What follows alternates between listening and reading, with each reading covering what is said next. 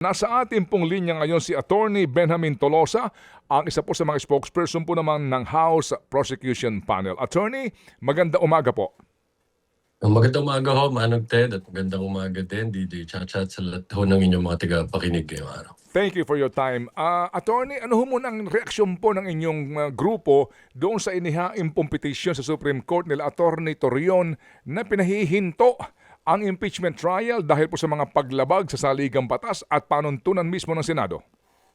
Well, nirespeto ho natin ang paggamit ng ibang partido ng mga remedies under the rules of court. At hindi naman ho tayo nagulat dito. Inaasahan ho naman natin itong mga ganitong hakbang sa kanila. Pero mas dapat ho din ho nating respetuhin ang proseso under the Constitution na nag-uutos na dapat hong tuloy-tuloy ang paglilitis dito sa impeachment proceedings. At hanggat wala hong temporary restraining order or injunctive writ na ibinababa ang Supreme Court, dapat lamang hong magtuloy-tuloy ang proseso at paglilitis sa impeachment court. Alright, so at least po, klaro na po ang inyo pong side dito po sa pinakahuling development kahapon sa panig po naman ng mga supporters po ng dating Pangulong Duterte at ni VP Sara Duterte. May tanong lang po kami ngayon, attorney. Totoo ho ba na kayo po ay naghain ng motion sa Senate Impeachment Court para po sa subpina sa dati pong Chief of Staff ni VP Sara na si Zuleika Lopez para maging testigo ng prosecution sa trial? Tama po yun, Manong Ted, at hinihintay ho natin ang magiging aksyon ng impeachment court sa aming motion. Can you just educate us, attorney, what is the relevance of the testimony, kung meron man, ni Zuleika Lopez? Without going too much into the details, but in general terms, I could tell you that alalahanin ho natin nung November 23, 2024, kung saan ginawa ang pagbabanta ng Vice Presidente sa buhay ng Presidente, First Lady at former Speaker of the House. Nung nangyari ho ito, nandun si Attorney Zuleika. Magiging relevant hong testimony niya dahil ito ang magiging paukol dun sa circumstances surrounding nung pagbibigay nitong banta na to. Circumstances surrounding sa paghahayag ng pagbabanta na ito. Attorney, will that help the prosecution or might be a point for the defense? In what way in what aspect can you educate us or tell us sa anong aspeto makakatulong yan in your cause? Again, ayaw kong pangunahan yung magiging testimony niya at ang purpose ng buong purpose ng pagtawag namin sa kanya during testigo, pero makita ho natin din kasama ho yan kapag linatag natin yung surrounding circumstances when this utterances were made nung kailan ho nagbigkas itong mga pananakot na ito. Relevant ho yan, mapapakita ho kung ano yung state of mind at that time at kung ano ho yung sitwasyon, was it warranted or not.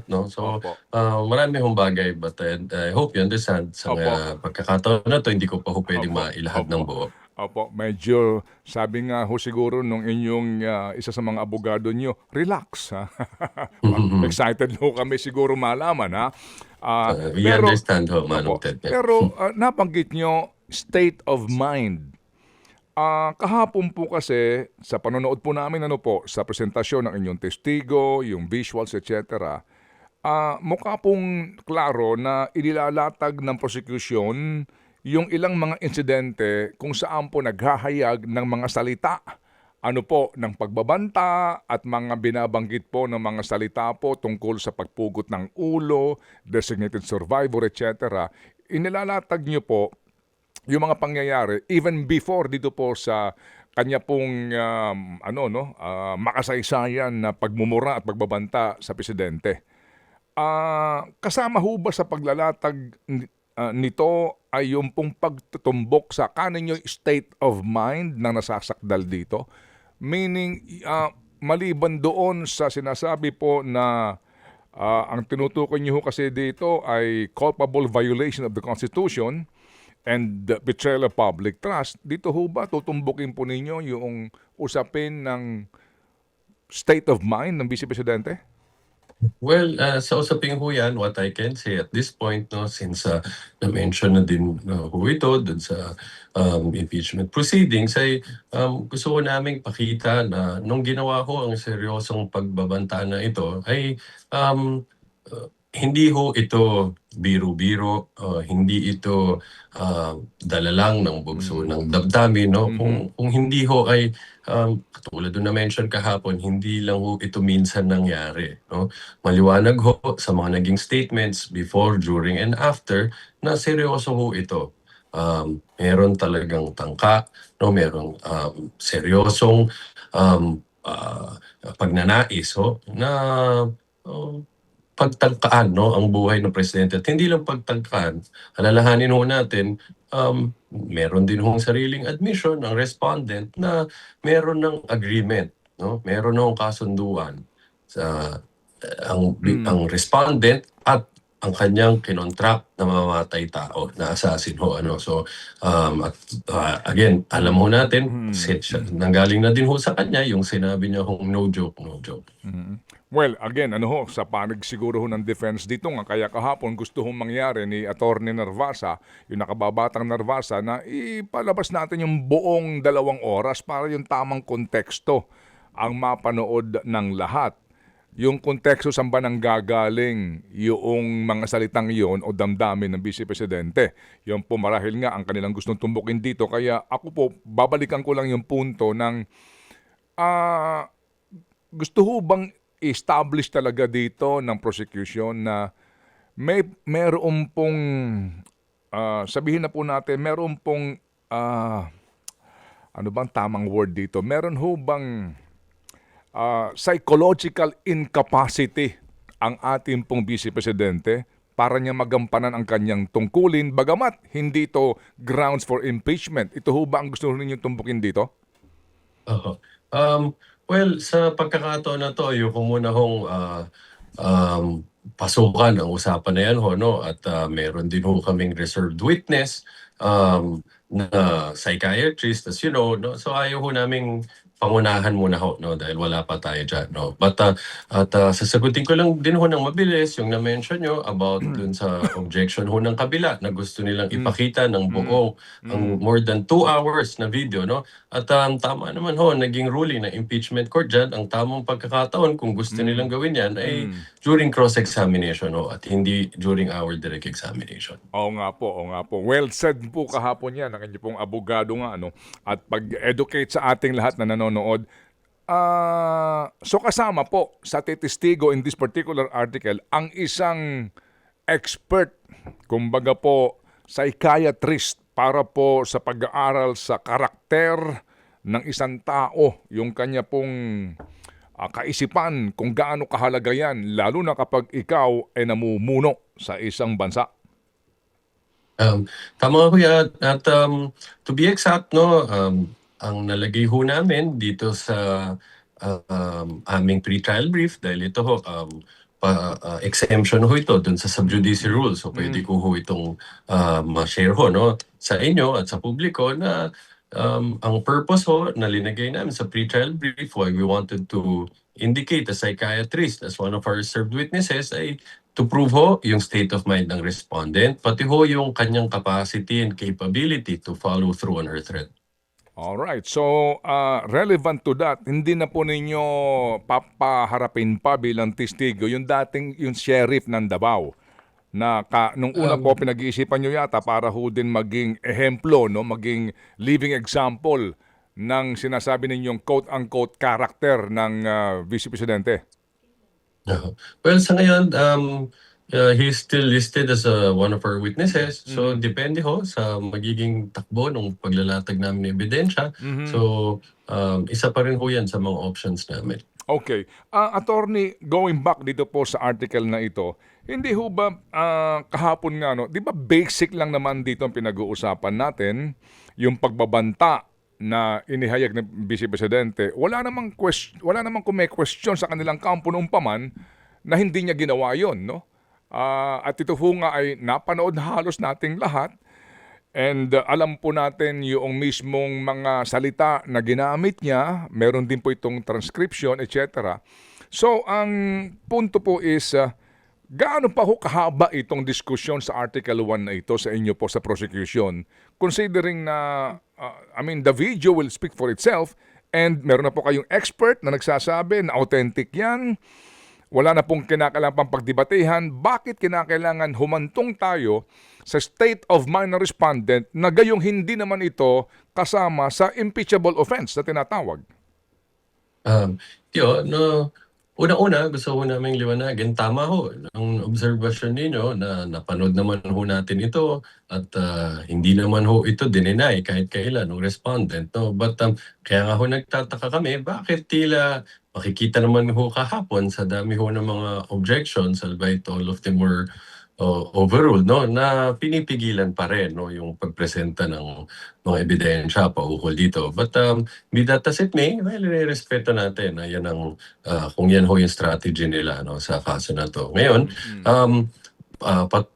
yung hong dun sa about sa state of mind, mahalaga pa rin ho yan, no? Para ma-establish ho talaga na nang ginawa ho ang pagtatangka sa or pananakot no sa buhay ho ng presidente, ng first lady, ng former speaker of the house no at nung pag-amin na mayroon na hong kasunduan sa isang mamamatay tao para gawin ito na hindi ito biro-biro lamang, hindi ito dulot lamang ng bugso ng damdamin. Kumbaga, kung hindi ho nung sinabi ito, seryoso ho talaga Opo, opo. ang respondent. Yes, sir. Opo. So sa ngayon, sir, attorney, humihingi po kayo ng ilang pang petsa. Dito nga po sa umano ay sana po, no, sa panig po ninyo, humarap itong si Attorney Zuleika Lopez, July 13 to 15.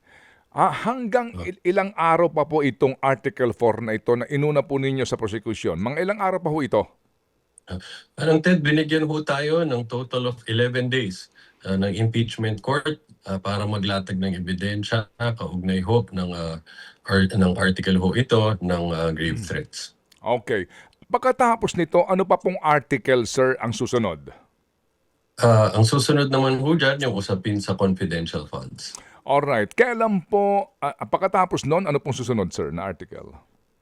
Yung bribery ho na nangyari sa Department of Education at pinakahuli naman ho ang unexplained wealth. Opo. Doon po sa unexplained wealth na article, meron kayong inihayag nung first day po ng mga subpoena para sa mga partikular na bangko at bank records ng Vice Presidente at ng ito pong kanyang mister. May tugon na ho ba dito ang impeachment court at dito ho sa pagkakataong ito, yan bang mga bank records na yan mismong hinihingi ninyo o pag-testify po ng mga bank managers? Okay. Una ho, binigyan ho ng pagkakataon na magsumite ng comment sa aming motion ang kabilang panig, ang depensa. So pagkatapos ho nila mag-file ng comment, then magpapasya na ho ang impeachment court no kung mag-grant na ho yung aming motion no for issuance of subpoena. Ngayon yung subpoena, ang hinihiling ho namin diyan pareho ho na subpoena para i-produce yung mga dokumento no yung mga bank records ho na ito at para tawagin din ho bilang testigo yung mga relevant na mga bank employees or officers ho. Okay, saan ho kayo humuhugot dito ng inyo pong basihan considering po na ang claim nga dito ng depensa ay fishing expedition? Bakit meron ho bang palatandaan na meron pong unexplained wealth ang Vice Presidente? Well, ang pwede kong may lahat doon na maliwanag ko doon sa articles of impeachment. Linagay ho namin dyan. Ang batayan ho dyan ay alalahanin ho natin na doon ho dun sa mga proceedings, doon ho sa House of Representatives na umupo ho na testigo yung hong director ho ng AMLAC ho, no? Anti-Money Laundering Council, no? At doon ho may pinakita ho ng mga financial transactions amounting to more than 6 billion pesos, no? So itong mga financial transactions ito, nanggaling ho ito sa mga reports, no? Na sinumite mismo ng mga bangko, no? Kung saan merong accounts, no? Ang respondent ho, no?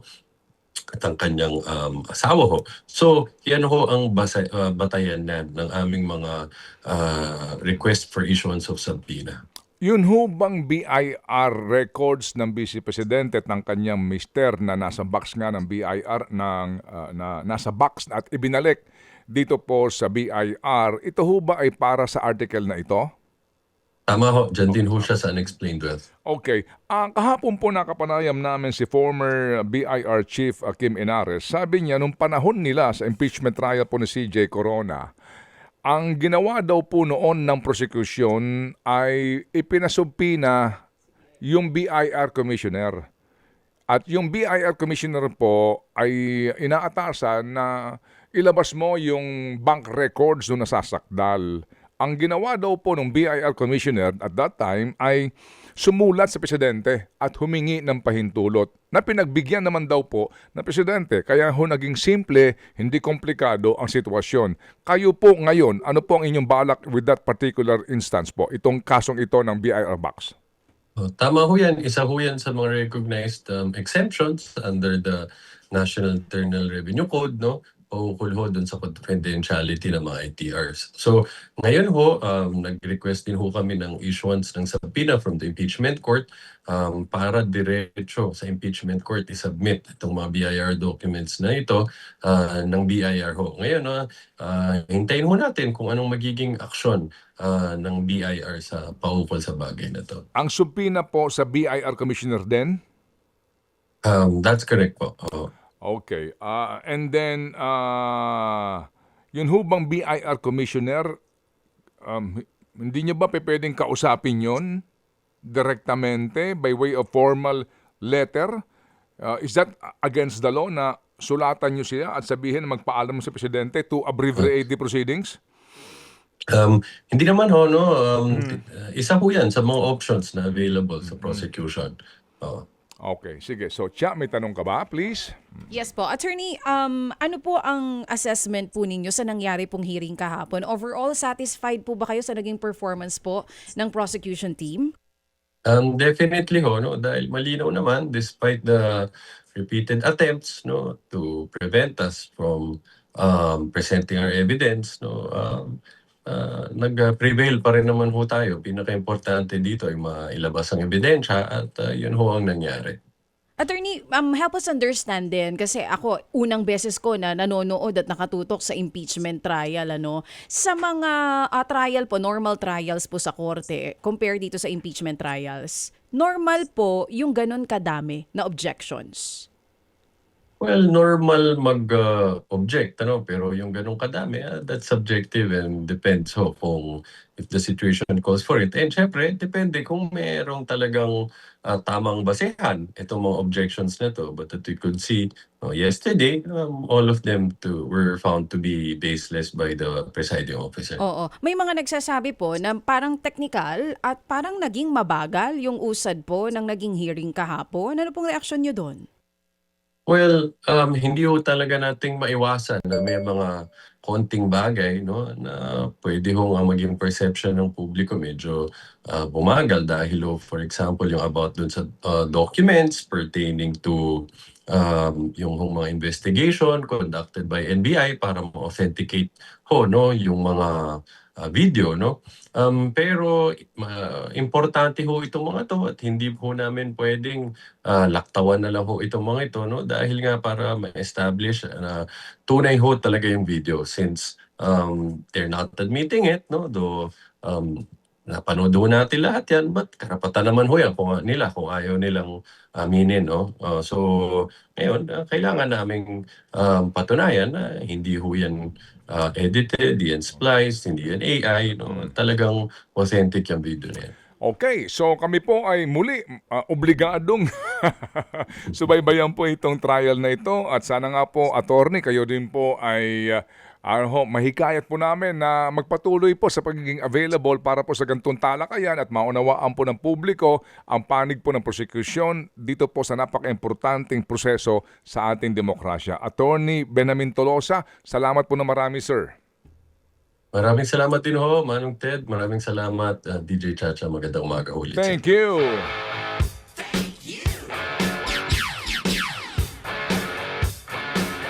Attorney Benjamin Tolosa po, ang legal spokesperson po ng House Prosecution Panel. Mga kapatid, patuloy po kayong tumutok sa 105.9 True FM para sa totoong balita, impormasyon, music and entertainment. Mag-subscribe sa aming YouTube channel at podcast at sundan nyo kami sa Facebook, Instagram, X at TikTok sa True Network PH. Bisitahin din po ang aming official website, truefm.ph. At panoorin din kami sa True TV Signal, Channel 19. Kami po ang 105.9 True FM. Laging true sa'yo, kapatid.